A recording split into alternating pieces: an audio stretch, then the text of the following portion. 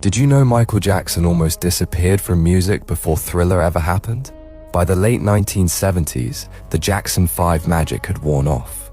Michael had released solo records on Motown, but none of them landed the way they should have. He was still famous, but he was fading. The next big thing hadn't arrived yet, and nobody knew if it would. Then in 1979, he teamed up with producer Quincy Jones and recorded Off the Wall. The album was something new.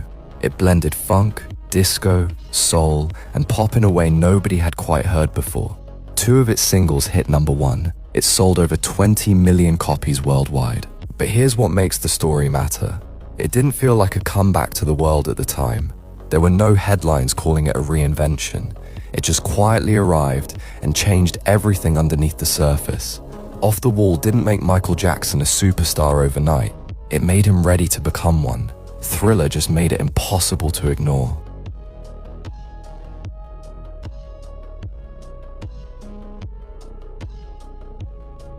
Did you know that before a single show played, the biggest tour of 1984 was already a national scandal? The Victory Tour was supposed to be the Jackson family's big comeback. Michael was the biggest star on the planet. Thriller had just sold 50 million copies. The world was ready. Then the ticket plan dropped. Fans had to mail in $120 cash just for a chance to enter a lottery, just for the chance to maybe buy 4 tickets. No guarantee, no refund if you lost. Just send your cash and hope. The backlash was immediate. Jesse Jackson called for a full boycott. Members of Congress started asking questions. News stations ran the story every night. And Michael hated it. He pushed back hard on his own family, eventually forcing a complete overhaul of the ticketing system and donating his share of the profits to charity. But the damage was deeper than one bad ticket policy. The cracks were showing. The family pulling one way, Michael pulling another. It never really healed after that.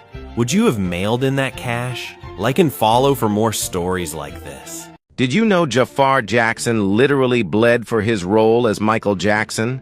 This isn't just method acting. It's complete obsession. Jafar danced for 10 hours every single day until his feet went numb and started bleeding. When director Antoine Fuqua told him to stop, he refused. He kept going until every move was perfect. But it gets weirder.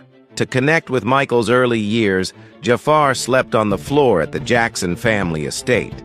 Not in a bed, on the actual floor where his uncle once lived. He also watched the movie Whiplash over and over again. You know, the film about the drummer who practices until he bleeds? Jafar used it as motivation for his brutal training. Here's the crazy part. Jafar was originally obsessed with professional golf as a kid. He only switched to music at age 12, just 1 year before Michael died. All this extreme preparation paid off, though. When Michael's own mother... Before Michael Jackson, no pop star had ever been paid like this. In 1983, MJ signed a $5 million deal with Pepsi. That number stopped the entire industry cold. His team had actually approached Coca-Cola first. Coke offered $1 million. They walked away. Pepsi said yes to everything. The campaign was called New Generation. It featured a reworked version of Billie Jean, Michael moonwalking across the screen, and a message that Pepsi was young, bold, and different. It worked.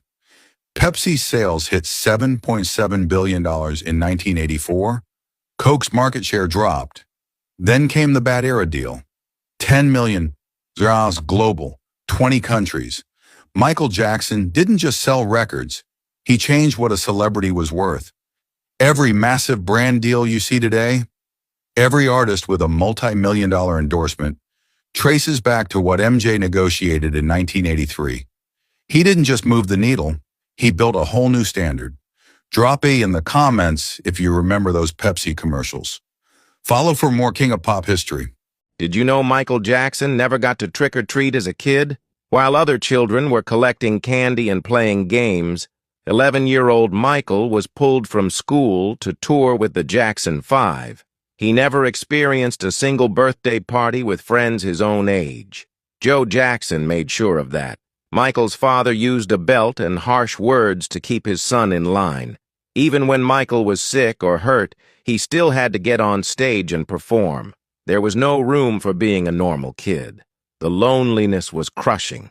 Michael would stand at hotel windows, watching other children play outside while he was trapped inside. Fans would mob him the moment he stepped outdoors. His only taste of childhood came through secret midnight trips to toy stores when no one else was around. This stolen childhood haunted Michael his entire life. It's why he later built Neverland Ranch, a place where he could finally experience the childhood games, rides, and freedom that Joe Jackson had ripped away from him. The King of Pop spent his whole life trying to get back what he lost at 11 years old.